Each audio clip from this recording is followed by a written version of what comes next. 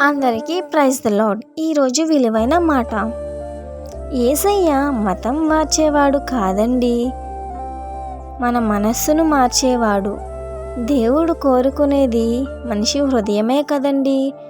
యిర్మీయా గ్రంథం 17వ అధ్యాయం 9-10 వచనంలో ఉన్నది కదండి.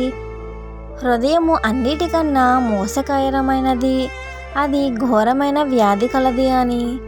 అయినప్పటికీ దేవుడు మన హృదయాన్నే అడుగుచున్నాడు కదండి. మన హృదయంలో కాస్త ఆయనకు చోటు ఇస్తే చాలని అడుగుచున్నారు. కానీ మన హృదయంలోనే ఎంతో పాపంని మనం మోస్తున్నాం కదండి. ఒక్కసారి మన హృదయ తలుపుల బయట ఎదురు చూస్తున్న యేసయ్యకు ఒక్కసారి మనం ఆయనకి ఆహ్వానం ఇస్తే చాలండి. మనం హృదయంలో ఎంత ఘోరమైన పాపం ఉన్నప్పటికీ ఆయన మనని చాలా ఆయన ప్రేమతో మార్చుకునే దేవుడండి.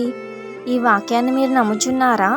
నమ్మిన ఎడల కామెంట్లో ఆమేన్ అని తెలియజేయండి. దేవునికి మహిమ కలుగును గాక. ఆమేన్. హల్లెలూయా.